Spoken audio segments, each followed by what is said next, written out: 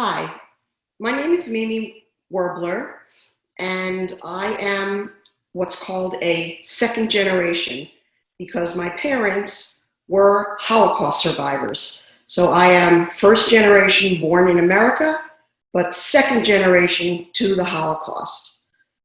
There are many, many different ways that survivors did survive, and I am here to tell you my parents' histories, both very different, and I hope you gain something from this talk. Next. Next. So this is a map of pre-war Poland. The two red dots are where my parents grew up, about 70 miles apart. The left red dot is her little town called Gelniew. Now, in Gelniew, there were about 170 Jews, which was about 20% of the population, give or take. They had a synagogue, a kosher butcher, a shochet. They had a beis medrash, which is a school of higher learning for Jewish people. And they were known to have had 7 Hasidic, very important Hasidic rabbis buried there. They did not have their own rabbi in the town because it was very, very small. My grandfather, my mother's father, owned the town bakery / grocery store.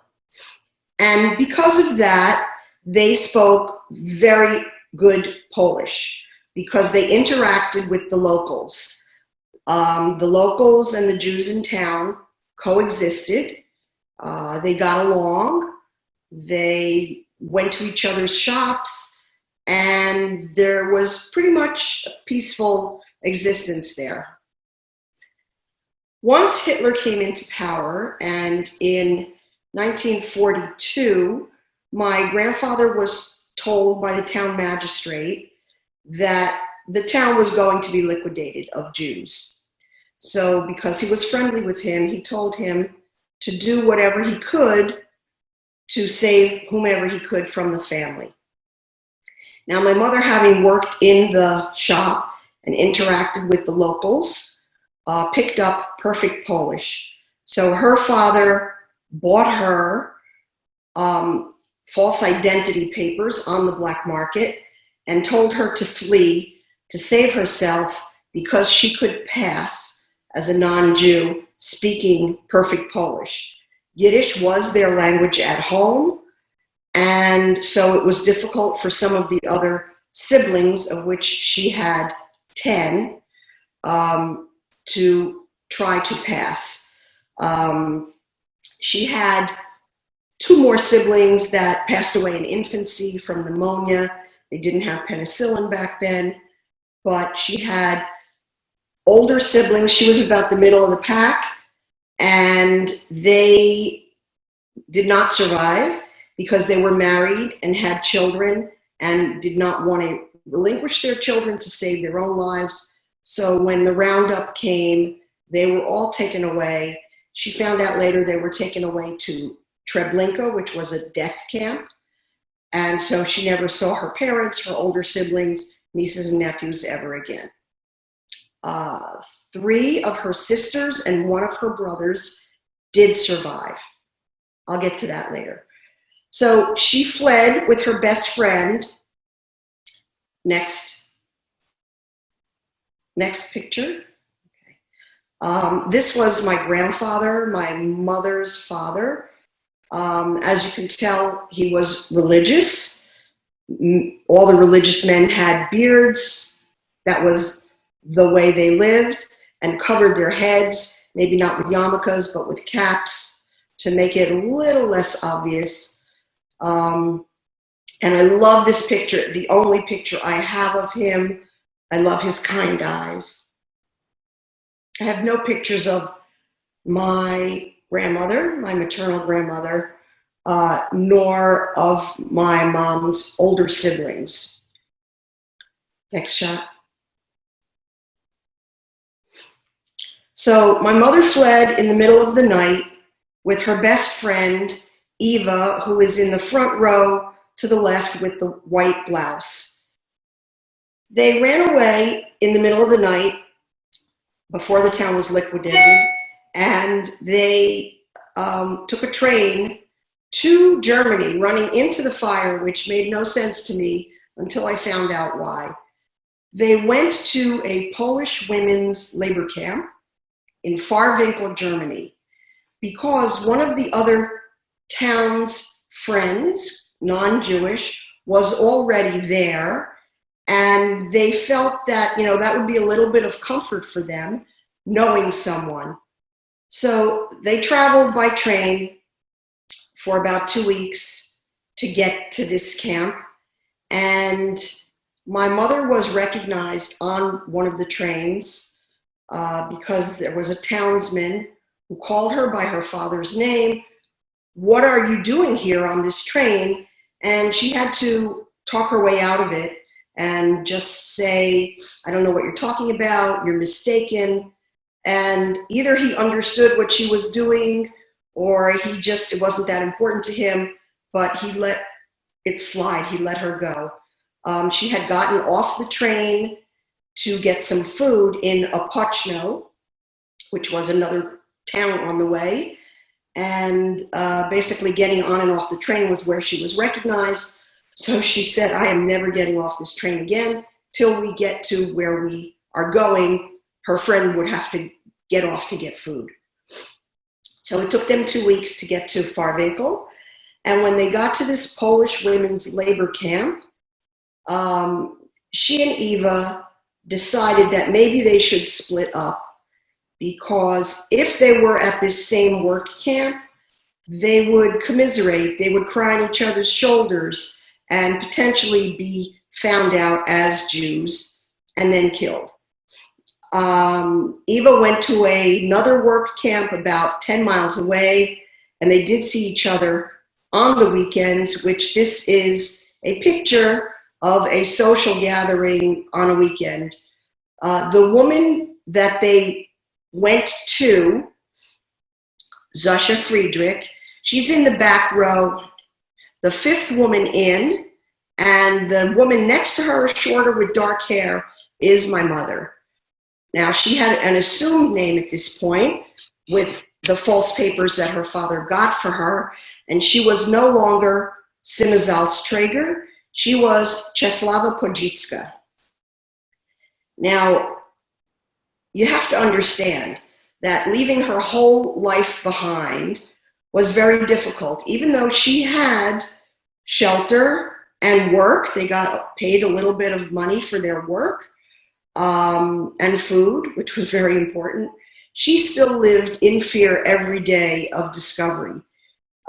She had to pretend that she didn't understand German being very close to Yiddish, when she was spoken to, until way later, till she was there a few years, when she would have naturally picked up German, which she ultimately did. And also, she lived in fear that this friend that she knew wouldn't turn her in for an extra ration of food. That was always the fear. Or that she would be recognized some other time by someone else, which she was. Not recognized for herself personally, but at a social gathering on the weekend when people from different camps came together, she was recognized as a Jew. Someone said to her and to someone standing near her, "She looks like a Jew." Now that would have been enough to get her killed. But luckily, the person standing next to his friend pulled him aside and said, "Look, if she is Jewish, please leave her alone, because she's in enough danger as it is. And if I find out that you said anything, I will kill you." Now, this was an upstander. He didn't know my mother. He just felt the need to say something. You'd see something, say something, do something to protect another human being. And there were many. Along the way, there were many people who were upstanders. but there were a lot of collaborators, people that helped kill the Jews. Luckily, my mom survived these two recognitions. There were other little things along the way. For example, when she was working in the labor camp, which made transatlantic cable, the foreman put her on a job, and because he said many other women just didn't pick it up as easily. So he thought, let me give her a chance. And she picked it up very, very well. So much so that the foreman came to her and said, Celie, that's what he called her, you picked this job up very, very well. None of the other girls could handle it. The next day, she immediately started to make mistakes because she did not want to be singled out in any way because she was afraid of being recognized as a Jew. Next slide. So this is my mother and Zasha in their work uniforms. They would go to work, they would come back and live in the barracks and be fed, but they did have to wear these uniforms. Going forward, many, many years after the war, my mother still kept in touch with Zasha, and she did come and live with us for 12 years and work in the family business because life in Poland was very, very bad. So she would send back money and buy cars and washing machines and whatever she could and have it delivered there to her two daughters and husband who were back in Poland. Next. Okay, so in order to quote unquote prove my mother was not Jewish, she had to learn the Rosary, which she had absolutely no experience with being Jewish. And so this is one of her actual rosaries, which is now at Change in our permanent exhibit. Not an easy thing for someone Jewish to learn, I imagine. I myself do not know how to do the rosary, but I know it counts for, every bead counts for a certain prayer, and it helps people, Catholics, keep track of the prayers that they are saying. Hope I got that right. Next slide. This is a picture of my mother after the war. She survived fairly well. She looks happy. And she did have a good couple years after the war. She went to first she went back to her hometown after the war. Again, it took her a couple weeks to go by train back to her hometown to see if any of her family was still alive. When she was walking back to her hometown, because you have to understand, she thought that she and Eva were the only two Jews left in the world. They had, for 3 years, they had no contact with any other Jewish people. They didn't really know about their families. So she was walking back to her hometown, and she heard a woman singing a Yiddish song, which shocked her in a good way. So she ran over to her and she asked, are there any other townspeople, Jewish people alive? The woman said yes, and she told her to go to the main town city of Lodz. And in the town hall, there were books, journals of people who came back to the town and registered that they survived. So she went to Lodz, she went to the town hall, she asked for the journals, and the woman gave them to her, and she saw 3 of her sisters and 1 of her brothers were registered. So she was a little confused and, asked the clerk, no, I want the names of the people that are still alive. And the clerk said, if they're registered in this book, they are alive, go back to your hometown, you will find them, which she did. And naturally, it was a very joyous reunion. And they lived together for about 4 months until they had different ideas of where to go. Her siblings wanted to go to Israel. They luckily had survived concentration camps. My mother was lucky enough to not have to go to a concentration camp because she passed. So they wanted to go to Israel. She originally put down Israel, but then she decided to go to the United States. Between that time, she went back to Germany, to the American zone. The Americans had set up DP camps, displaced persons camps, for people that had nowhere to go, that had lost their families, lost their homes, their towns were annihilated. So they set up these DP camps, which again, barracks, apartments, food, they had jobs, they had social activities, and they tried to live as normal of a life as they could, considering the circumstances. So she went to Salzheim, Germany, and that's where she met my father. Next. So here I'm going to start with my father's history. These are my paternal grandparents. I am named after the bride, Gittel. Her name was Gittel. My older brother is named for my paternal grandfather, Shlomo. His name is Stanley, but his Hebrew name is Shlomo. My Hebrew name is Miriam. My mother's name was Miriam, but my middle name is Gittel for this grandmother. That's the Jewish tradition, to name after relatives that have passed. As you can see,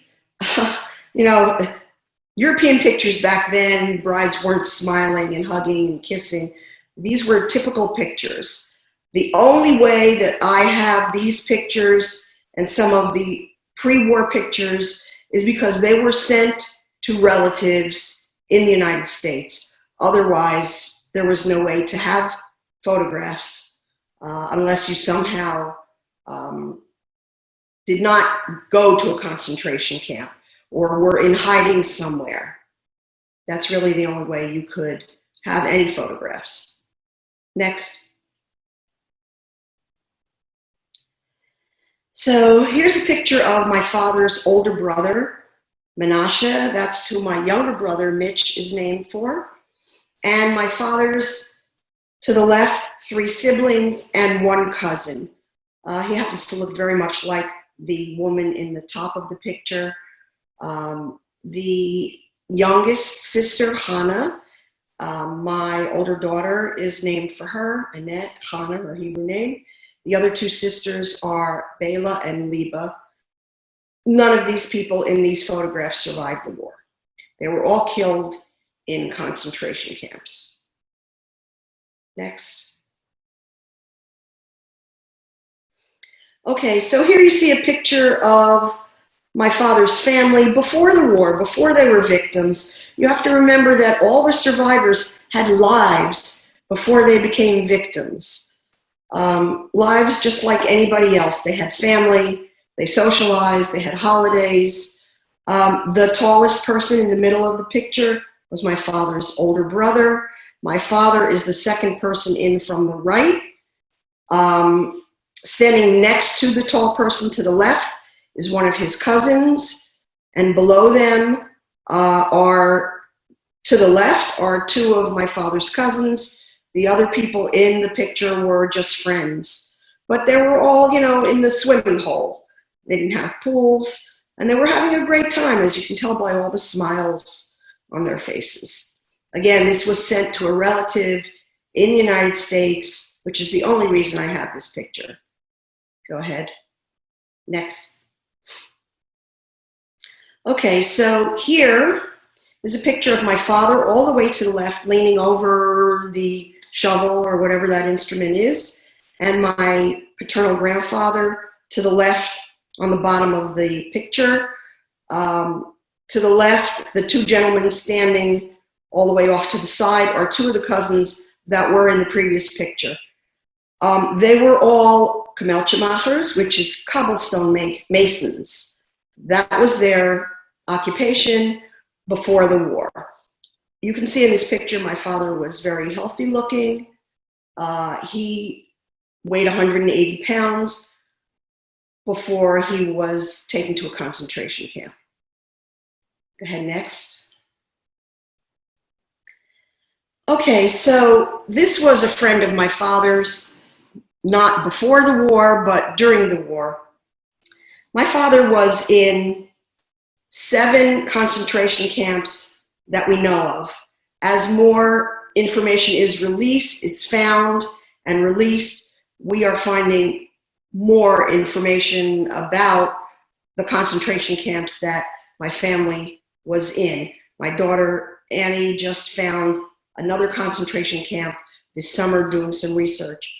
So the camps that he was in were Belzec, Budzin, Plaszow, Auschwitz, Dachau, Theresen, and Flossenburg.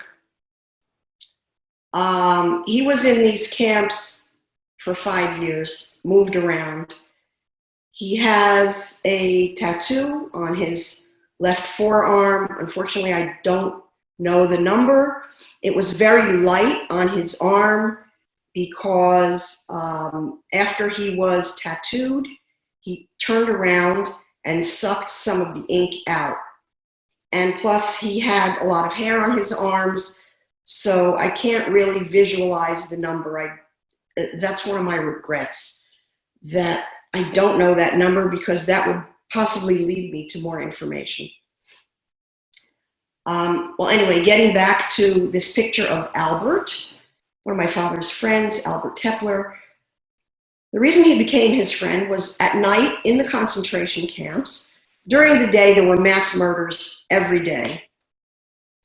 And so at night, some of the survivors who were brave enough went to these mass graves because they weren't covered, and they tried to see if anyone was still alive, because some of the survivors, rather than getting shot, would fall into these graves and fake dying so that they had a chance to escape. One night, my father uncovered Albert and brought him back to his barracks and hid him under his bed in his barracks with the help of other members of the barracks. And that's how Albert survived the war, and that's why they became basically brothers. Next. Okay, so here we have another picture of my father's cousin, Lily. Well, let me go back a little bit. After the war, my father was liberated from Dachau. They just, April 29th, had the 75th anniversary of the liberation. And so he also went to Salzheim, to the same DP camp that my mother was in. And that is where they met. After the war, my father's cousin Lily, in this picture, she was in America. He had never met her. He had never met his uncle that lived here, who came here after the First World War. She was working for an organization that was trying to pair survivors with family in the United States. She worked for Hayas, Hebrew immigrant, I forget it. I'm just a little verklempt. So she found the name Kasten, which was her last name, and she asked her father if this could be a relative, to which he said absolutely, he still had relatives back in Poland. So there was no internet back then. There were cables and letters back and forth for a few months until they certified that they were indeed relatives. And so you had to be sponsored and have a job before you were allowed to come to the United States. And my uncle secured a job for him and said absolutely he would give him lodging.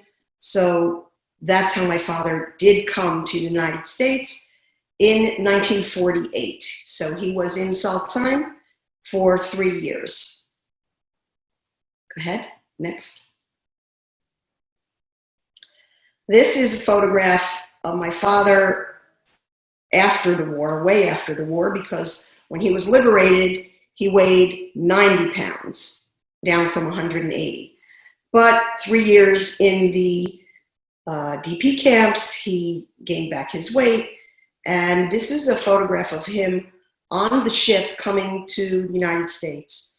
He's all the way to the left. I don't know who the other two gentlemen were, but most likely they were also survivors traveling to the United States.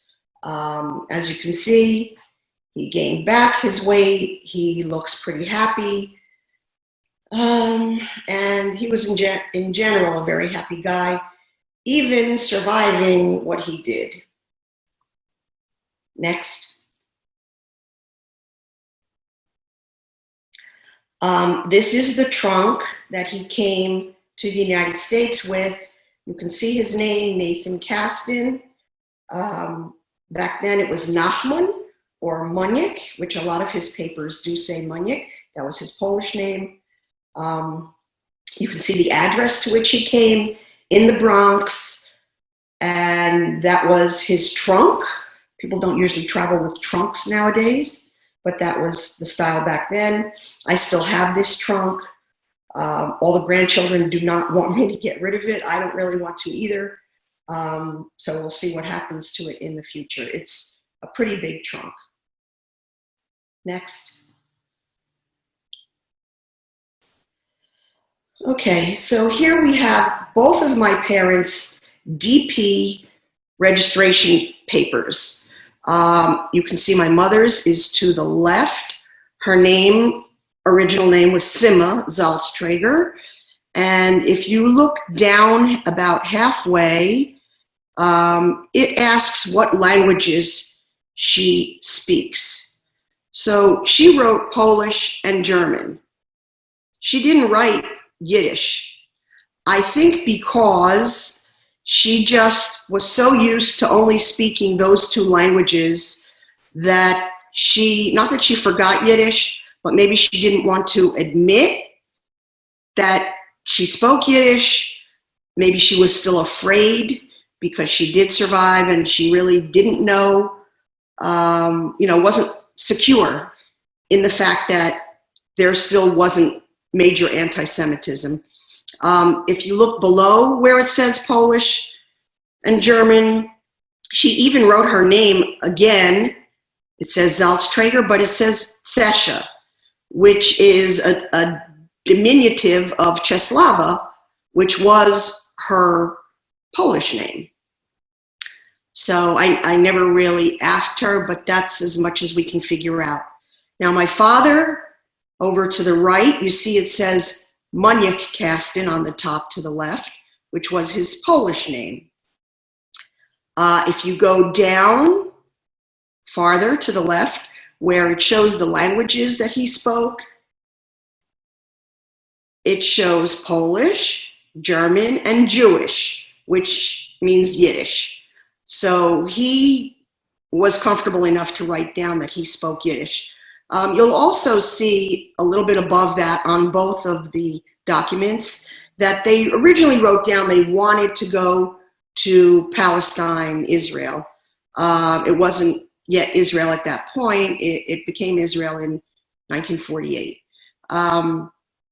But my father, having an uncle here who would sponsor him, decided that they would both come here. My father came first in 1948, and he sent for my mother later on.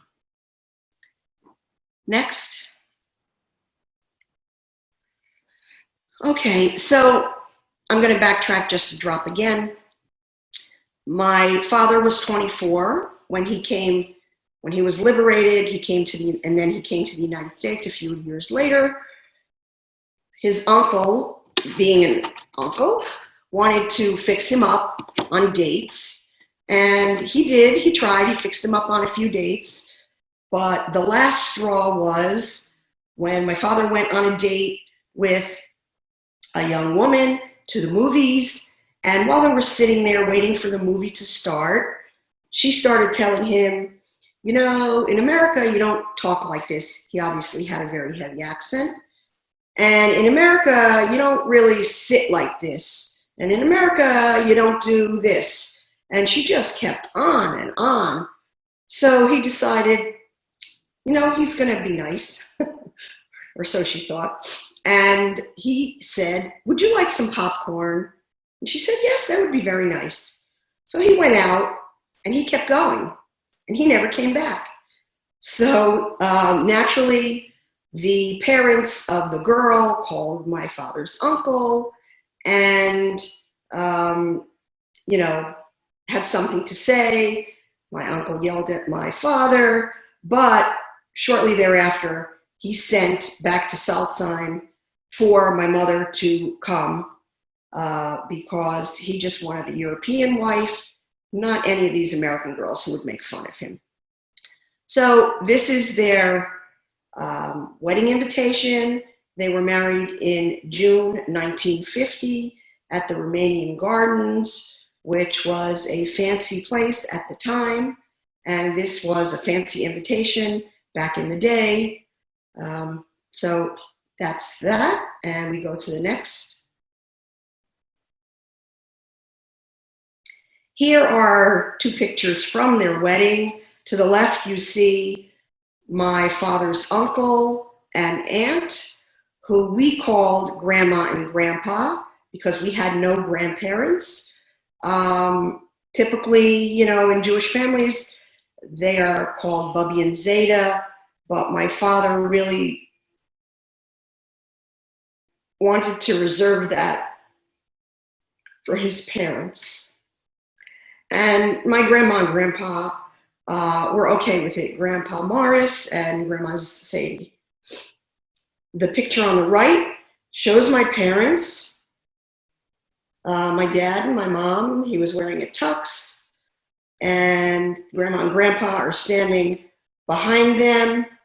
The little boy in the front, his ring bearer is his cousin with whom he shared a bed. And Seymour is still alive and in Florida, and I communicate with him pretty often. Next. This is their wedding photo, pretty snazzy, I think, especially for back in the day. Top hat and tails, beautiful wedding gown, beautiful bouquet. You can see they were very happy to be alive, happy to be in America. So I think all of my two brothers have a copy of this picture. Next. Okay, so my parents were tailors in New York. They really didn't know much about tailoring, but you know, it was a situation where they learned very quickly because they had to. They had no choice. They wanted to make a living, and so they became tailors. A few years later, they had the occasion to come down to Lakewood. Someone owed them some money and told them their aunt lived in Lakewood and they could come down to collect the money. So they did, and they liked the area, and they saw that there was an opportunity here. There were chicken farmers, and Monmouth County in general had a lot of chicken farmers. So they lived in Lakewood on a farm for about a year, Lakewood Howell, and then they came to Farmingdale, Route 33. This is a chicken coop of theirs. My mom, in the picture on the left, she's sitting right in front of the white door. And the photograph on the left, on the right rather, shows her with a lot of chickens. This chicken coop had thousands of chickens, and that's how they made their living.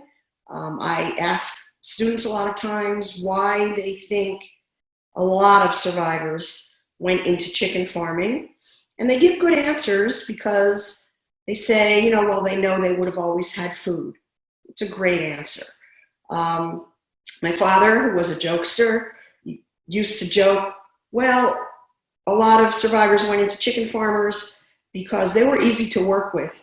They understood whatever you spoke to them. They understood Yiddish, Polish, German, Russian, Hungarian, so they were easy to work with.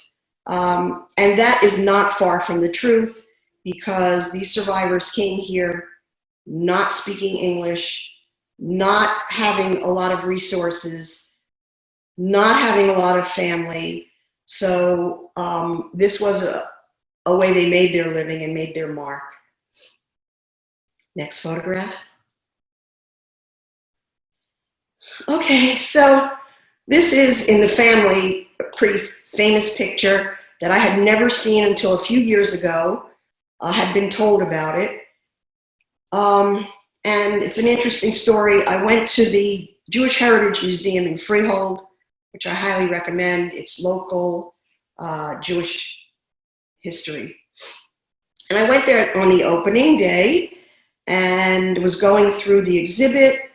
And from a distance, I saw this photograph. And I always remember people telling me about the misspelling of eggs laid while you wait. This was a photograph that my father had outside the chicken farm to attract people to buy the eggs. And if you look on the bottom, it says no horns, because chickens were afraid of horns, afraid of loud noises. This photograph was taken by a photographer who also was attracted to this sign because of the misspelling. And he took the photograph. Unfortunately, he did not get to see this in the museum. He died 4 months before this picture was exhibited. The reason this was funny and I was attracted to it, like I said, was because of the misspelling. I think they did a pretty good job for not being raised with the language here in the country. When I found this picture, the caption underneath it said, "Unidentified Holocaust Survivor." So I went over to the curator of the museum and I said, "I can identify this picture." And she was so excited. And she asked me who it was. And I said, "This is my father." Which, you know, she almost started crying, as did I. So I took a picture of this photograph and I sent it to my brothers and asked them if they recognized someone in this picture, to which my younger brother, who looks exactly like my father, said, "Well, it's either Dad or me, but I never raised chickens, so it must be Dad." So that was the interesting story about this photograph. Next. Here's a picture early on of my mom, my older brother, and that's me. My mother hated this photograph hanging in our living room. It had her cut out of it and just my brother and me showing. The reason she hated this picture was because if you look closely to the right, you can see she had a gold tooth. That was the style back then. A lot of Europeans had gold teeth. As a matter of fact, when they were in concentration camps and they were killed or they died because of disease or starvation, the Germans would pull out these gold teeth because gold was valuable. And anywhere you go, any other larger museum or archives may show you pictures of piles and piles of teeth. Next. This is an article that was in the local Freehold transcript in 1960. To the left is my mother holding me, my mother's youngest sister, Helen, who just passed away not long ago, and one of my cousins, another Miriam, after which I'm named also, maternal grandmother. There are 4 of us, which is why my name is Mimi.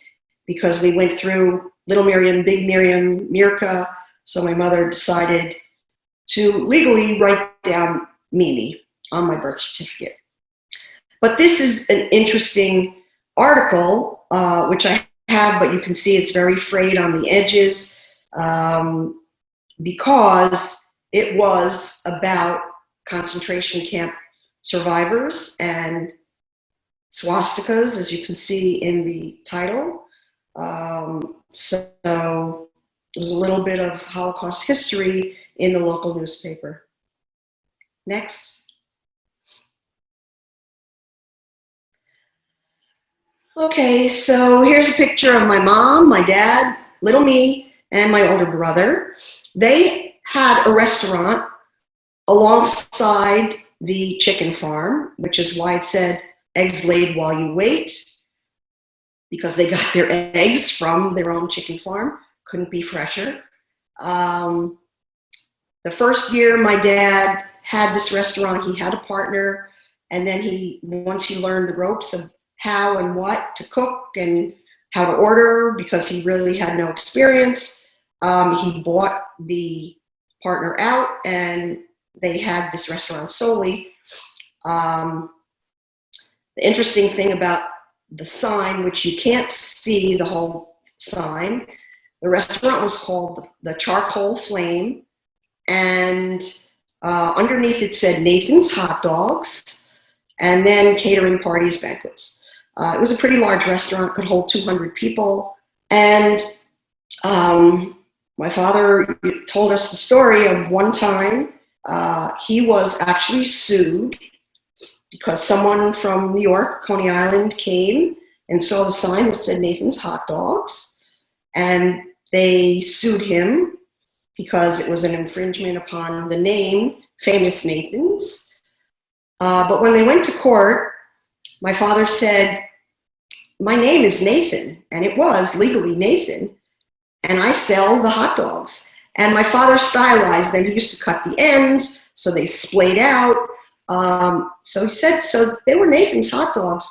And I think the judge got such a kick out of that creative, true story that he let the case go. So my parents were pretty happy about that. Now, if you look at my brother, he's wearing a yarmulke, a kippah, because my parents did send us to religious school in Lakewood. We traveled about an hour a day to go. I hadn't quite started at that point, but he did. And if you look closely at his t-shirt, it says Cowboy City. That leads us to our next pictures, I think. Pretty sure. Next. Oh, not quite, but we'll get there. Okay, so this is my father's naturalization paper document. This is when he became a citizen of the United States. You'll see on the top, it says medium brown eyes, brown hair, 5'6", and below that it says tattoo left forearm. That again is his tattoo from Auschwitz, because not every concentration camp tattooed their inmates, but I believe it's 4 did, Auschwitz being one of them, so he did have a tattoo. He was naturalized on November 8th, 1954. Next. This is my mother's naturalization paper. She was naturalized in November 14th, 1955. Again, she weighed 150 pounds. She did have blue eyes and brown hair, 5'4", resident of Monmouth County. Next. So, remember the Cowboy City t-shirt that I spoke about that my brother was wearing? Well, these are postcards from Cowboy City. We lived next door to Cowboy City. I mean, we had a good parcel of land with 16 acres, but the next parcel was Cowboy City, which was a Cowboy Amusement Park. So these postcards are from there. This left postcard is really from the saloon looking out toward Route 33, the highway. Cowboy City had a saloon and a post office and a barber shop and anything that an old Western town would have had. To the right, you see the stagecoach rides. There used to be stagecoach rides out into the woods. But every day at 4 o'clock, there were cowboy and Indians, not very PC, shoot-em-ups from the roofs of the post office, etc., saloon, where the cowboys, the stuntmen, would fall off the roofs. But naturally, with the fake guns going off, that made loud noises. Now, if you remember the picture of my dad that said no horns, that was not complying with the no horn request. So a lot of the chickens would either die from fright or not lay eggs because of fright. So eventually, after several lawsuits back and forth, my parents decided to turn the chicken coop, which was a long building, if you remember, into, next slide, into a motel. See, it's a long, low building, which was the chicken coop.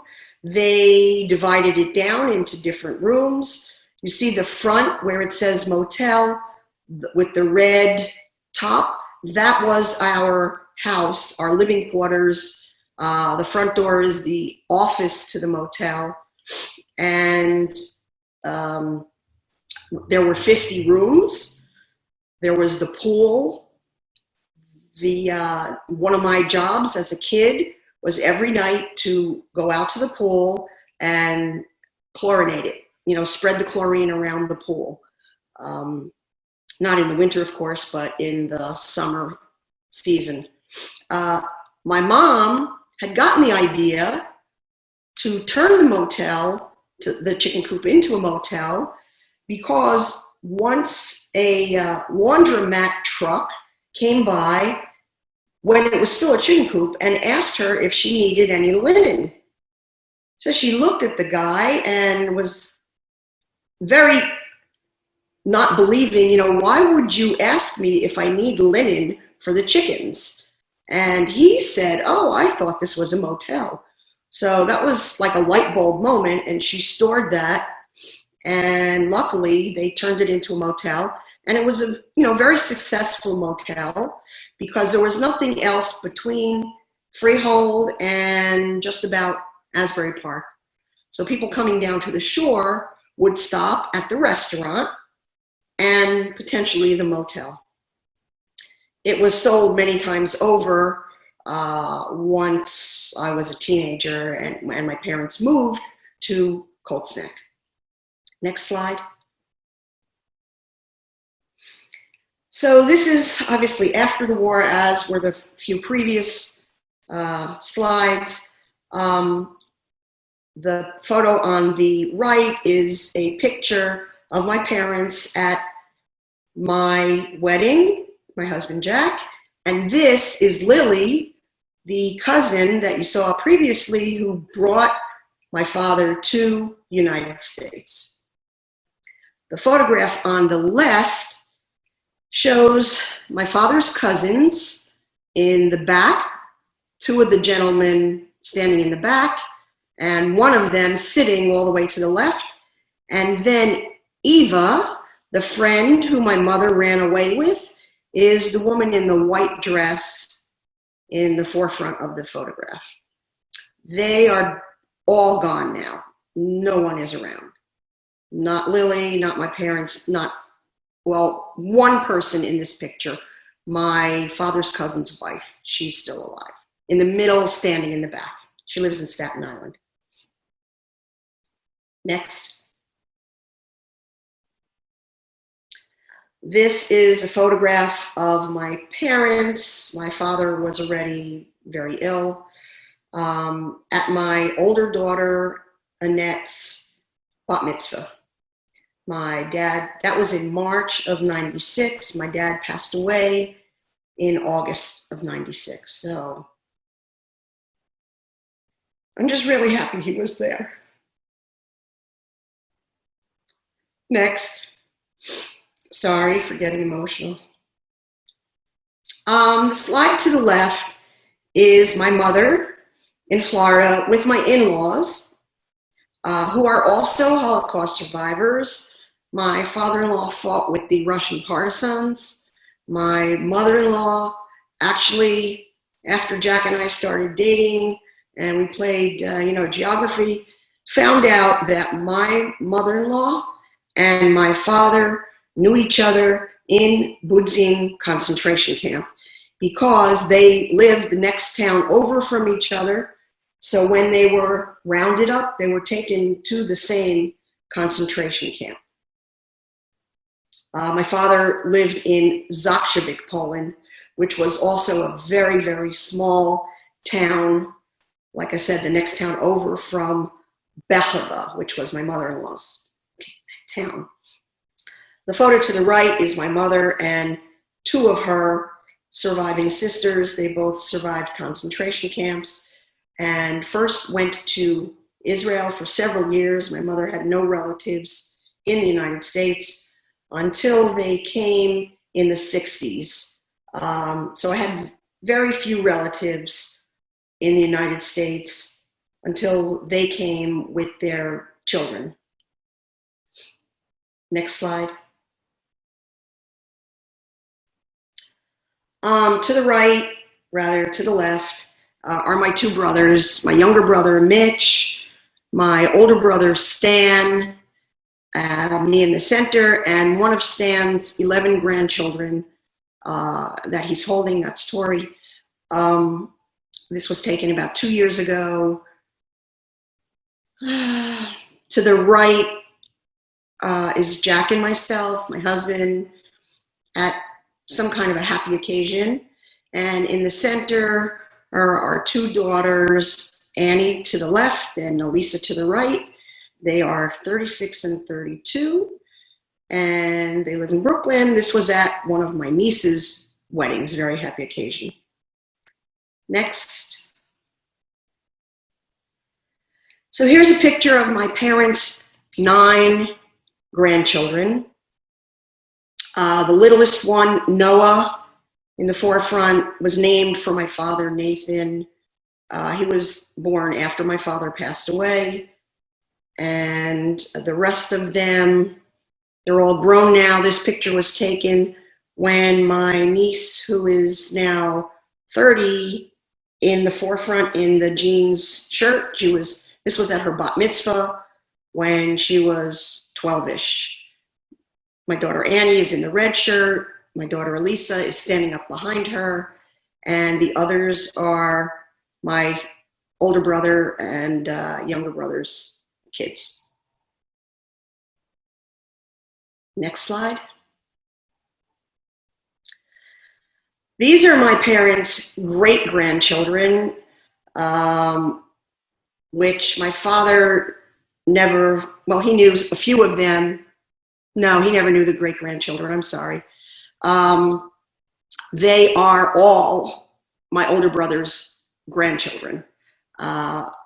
My younger brother and I do not have any grandchildren yet, so there are 11 kids there. You can see them numbered from 1 to 11, and there's hopefully still more to come. The reason I showed these pictures, is to show that not only were 6 million Jews murdered, starved, died of disease during the Holocaust, there were other people also. There were 5 million others, handicapped, gay, political dissidents, anyone that went against the Nazi idea of Aryan, pure race. this just goes to show how many more people and generations there could have been had 6 million people not died. This is just the case of 2 of the survivors. So times that by another 6 million, we would have made up for the 6 million that were killed, which was back then originally it was a third of the world population of Jews, which was 18 million. In closing, I'd like to thank you all for listening. I hope you gain some knowledge, some strength.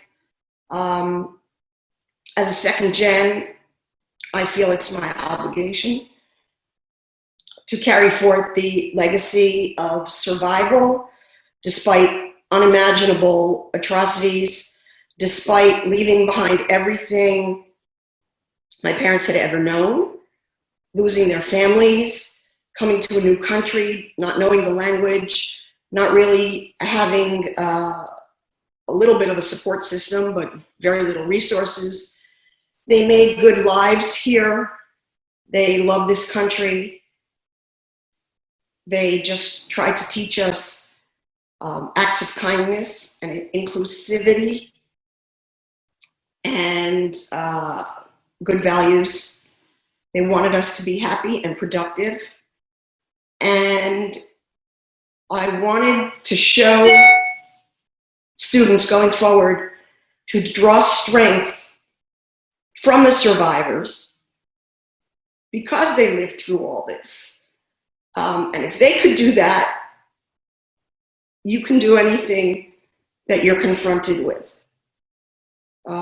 We draw strength.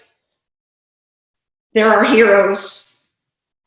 There are master teachers. I'm just carrying a torch. So thank you very much.